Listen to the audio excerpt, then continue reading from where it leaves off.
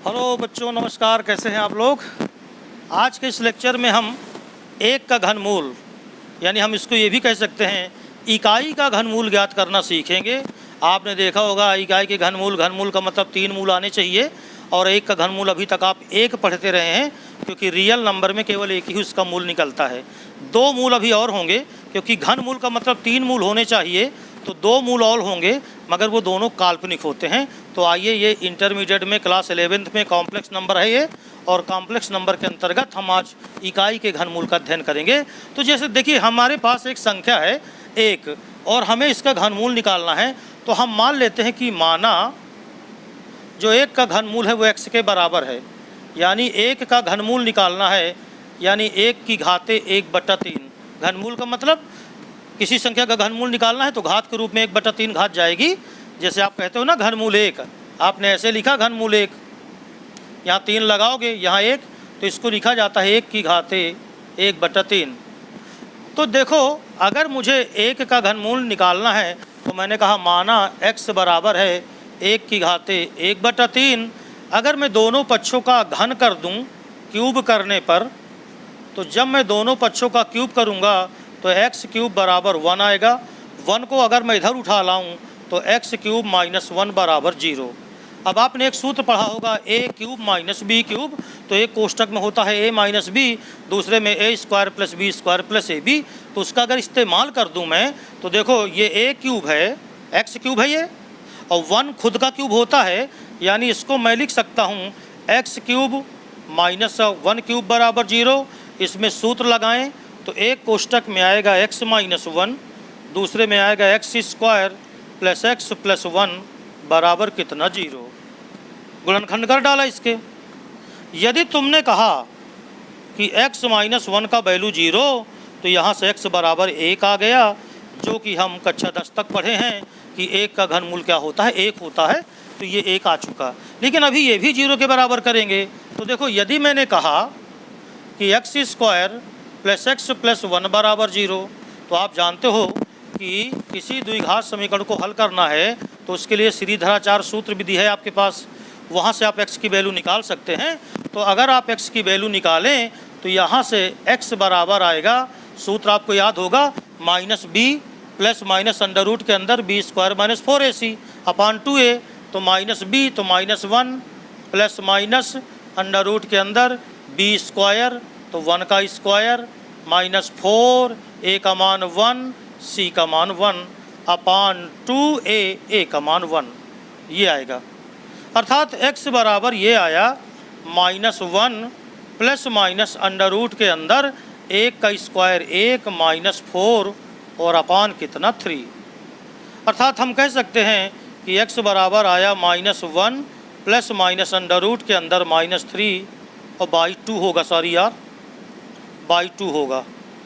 ये under root के अंदर अगर माइनस की कोई संख्या है तो आपने अभी इमेजिनरी नंबर के मेरे वीडियो देखे होंगे, तो उसको हम किस तरह लिख सकते हैं। देखिए, x बराबर -1 ± अंडर रूट 3 आयोटा और बाई कितना 2। तो यहाँ से x की 2 वैल्यू आई, एक पॉजिटिव लेने पर और एक नेगेटिव लेने पर। यानी x के 2 मान कौन कौन से आए, एक आया -1 + अंडर रूट 3 आयोटा बाई 2 और एक आया -1 माइनस का अंडर रूट 3 आयोटा बाई 2। तो इस प्रकार इकाई के घनमूल 3 हुए, जिसमें एक तो 1 होता है जो रियल नंबर है और ये 2 आते हैं इमेजिनरी नंबर। बात समझ में आ गई। तो ये हैं। अब देखिए, इनका नामकरण जो किया गया है, इसका नाम,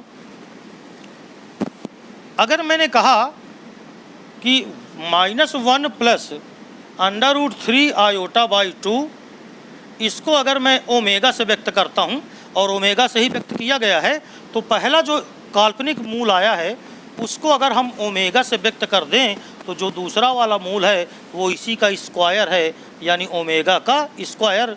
यानी ये जो होगा -1 - अंडर रूट 3 आयोटा बाई 2, इसको हम कहेंगे ओमेगा का स्क्वायर। राइट है ना।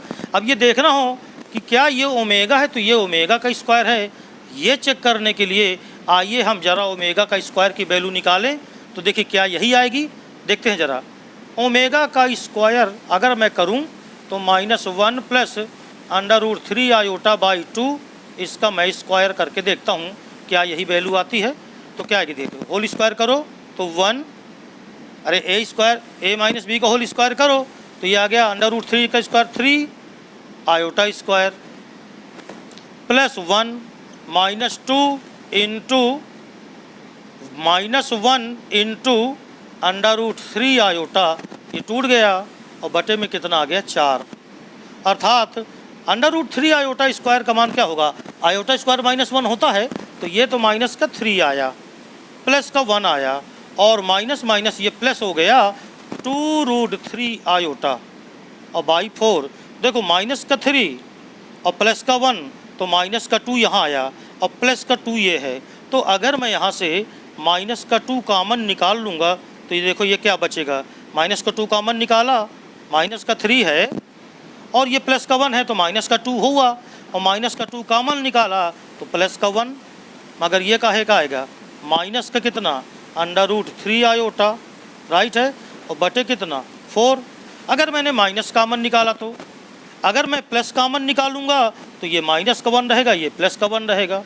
अब 2 से तुम 2 को कैंसिल कर दो तो ये क्या आया देखिए ज़रा, ये माइनस का 1 यानी ओमेगा स्क्वायर जो आया वो माइनस का 1 प्लस का √3 आयोटा और बाई कितना आया 2। तो देखिए यही चीज़ यहाँ लिखी हुई है, अरे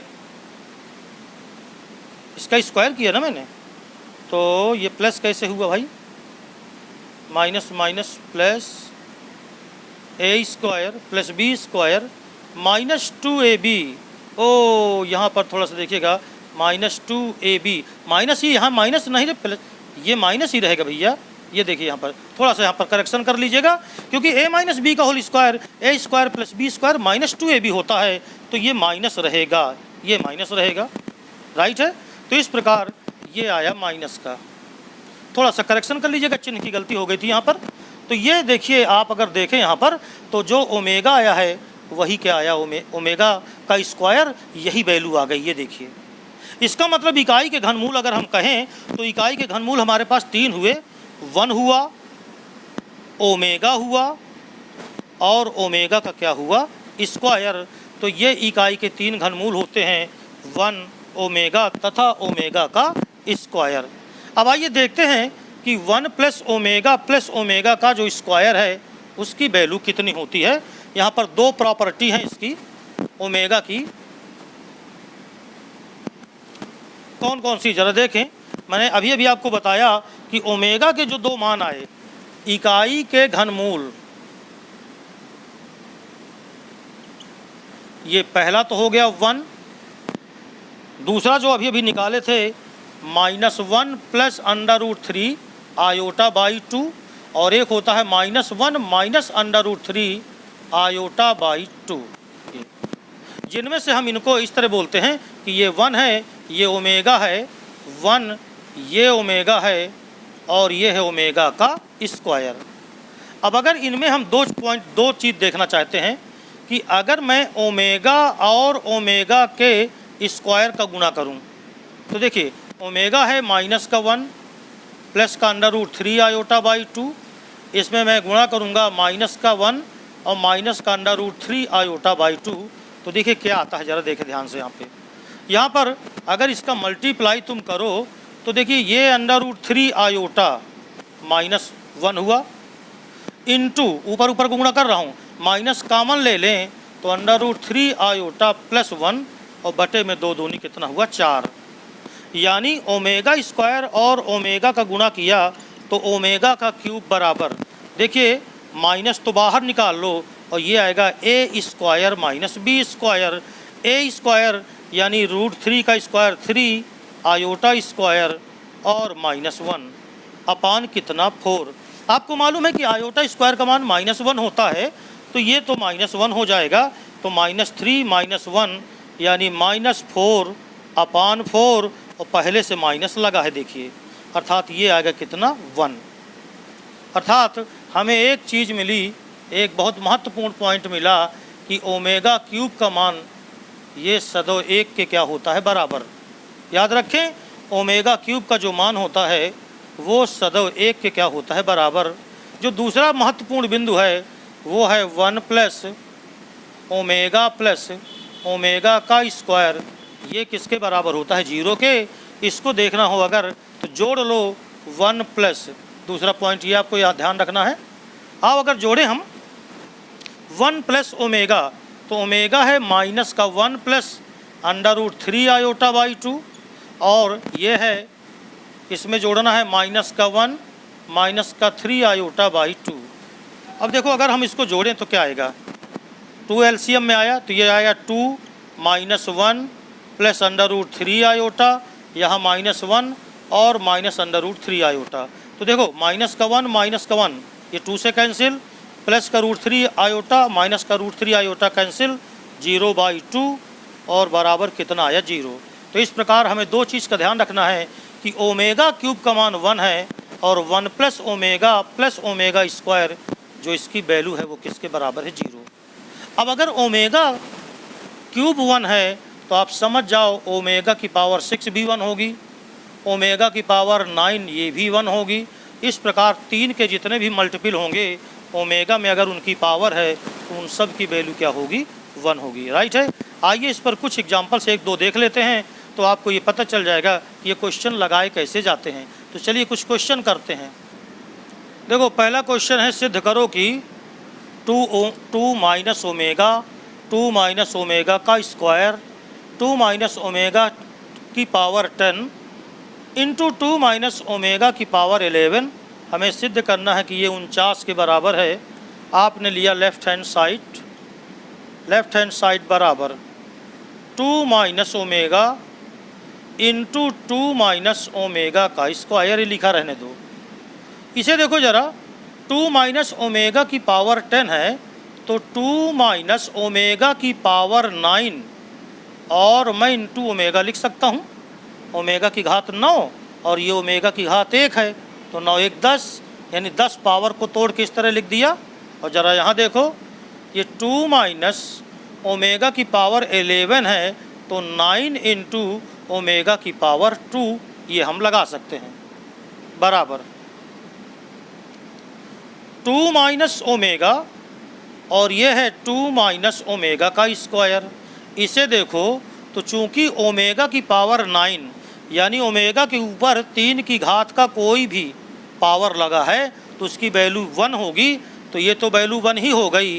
तो ये बचा सिर्फ 2 माइनस ओमेगा, और इसी तरह यहाँ देखो तो ये बचा 2 माइनस ओमेगा का स्क्वायर।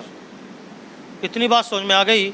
अर्थात ये देखो अगर आप तो ये 2 माइनस ओमेगा है, ये 2 माइनस ओमेगा का स्क्वायर है, फिर 2 माइनस ओमेगा है, फिर ये 2 माइनस ओमेगा का स्क्वायर है। यानी हम इसको लिख सकते हैं 2 minus omega into 2 minus omega square और इसकी स्क्वायर, क्योंकि 2 बार है तो एक बार गुना करके दोबारा करना है तो स्क्वायर कर लो। आओ इसका अंदर गुना करें, तो जब इसका अंदर गुना करोगे तो 2 दूनी 4 हुआ, माइनस हुआ 2 ओमेगा का स्क्वायर, राइट है। फिर ये हुआ माइनस का 2 ओमेगा और ये प्लस हो गया ओमेगा की घाते 3, ये आ गया। बात समझ में आ गई। अर्थात अब देखिए एक फार्मूला आपने पढ़ा है 1 प्लस ओमेगा का स्क्वायर, ये वैल्यू हमको पता है कि ये 0 के क्या होती है? बराबर होती है। तो अगर यहाँ पर देखो आप तो ये है 4 माइनस, यहाँ पर ये माइनस का 2 ओमेगा स्क्वायर और माइनस का 2 ओमेगा, तो इसको तो हम उसी तरह लिख देते हैं ये। और ओमेगा क्यूब का मान कितना होगा? 1, तो ओमेगा क्यूब कितना हो गया? 1। अब इनका स्क्वायर है तो स्क्वायर लगाते जाइएगा, बराबर। देखिए बराबर, ये देखिए इन दोनों को देखते हैं ज़रा, ये 4 1 5 हुआ, यानी ये बराबर तो आ गया 5, 4 1 5।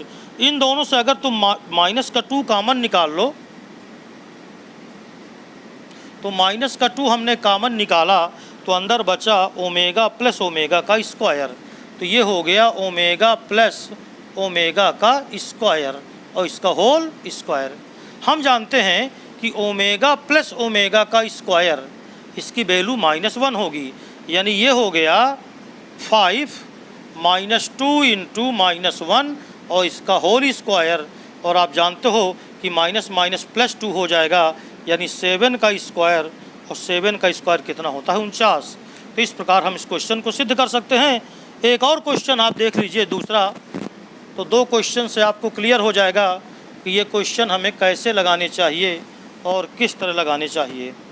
तो देखिए क्वेश्चन नंबर 1 और इसका कर लें, दूसरा नंबर, और वो क्वेश्चन देखिए क्या है। इसमें भी सिद्ध करना है 1 माइनस ओमेगा, फिर है 1 माइनस ओमेगा का स्क्वायर, फिर है 1 minus omega to the power 4, 1 minus omega to the power 5, और ये बराबर हमें 9 सिद्ध करना है। तो ज़रा देखो इधर, सबसे पहले लेफ्ट हैंड साइड लिया तो 1 माइनस ओमेगा और 1 माइनस ओमेगा के स्क्वायर को लिख दो उसी प्रकार। इधर देखो तो इसको लिख सकते हो 1 minus omega cube into omega, omega की घाते 4 है, तो ओमेगा क्यूब इंटू ओमेगा लिख दो उसे। इसे लिख दो 1 minus omega cube into omega का स्क्वायर। ये देखिए बराबर 1 माइनस ओमेगा का स्क्वायर, यहाँ से फिर बचा 1 माइनस ओमेगा, क्योंकि ओमेगा क्यूब का मान 1 होता है, और ये रहा 1 माइनस ओमेगा का स्क्वायर। बात समझ में आ गई। अब 2 विकल्प हैं, चाहे इनका होल स्क्वायर कर लो, चाहे 2 का गुना करके वर्ग कर लो, ये सेम चीज़ है बिल्कुल। तो ये आ जाएगा 1 माइनस ओमेगा और इसका गुना करें तो 1 माइनस ओमेगा का स्क्वायर माइनस ओमेगा और प्लस ओमेगा का क्यूब, और इसका होल स्क्वायर क्यूब दोबारा आ गया। तो किसी भी संख्या का 2 बार गुना हो तो उसका वर्ग हो जाता है, ठीक है, बराबर। देखो ओमेगा क्यूब का मान 1 होगा, तो 1 और मैं माइनस चिन्ह कॉमन ले लूँ तो ये इन दोनों में, तो ओमेगा प्लस ओमेगा का स्क्वायर और प्लस 1 और फिर इसका whole square. Omega plus omega square का मान होता है -1, यानी ये बराबर हो जाएगा 1 माइनस 1 प्लस 1 इसका whole square. Omega plus omega square का मान यहाँ से -1 आएगा, तो -1 यहाँ आएगा, माइनस माइनस प्लस 1, तो 1 2 3, 3 का वर्ग कितना 9, यही हमको सिद्ध करना था। तो इस प्रकार आप देख सकते हैं कि हम ओमेगा वाले क्वेश्चन, चाहे जितने क्वेश्चन हो, केवल 2 सूत्रों का इस्तेमाल करना है आपको। एक तो ओमेगा क्यूब बराबर 1 होता है, और एक 1 प्लस ओमेगा स्क्वायर, ये बराबर कितना होता है 0, ठीक है ना। तो इस प्रकार इकाई के घनमूल के उदाहरण सहित आप ये मेथड समझ लें कैसे क्वेश्चन लगाने चाहिए, ठीक है। नमस्ते।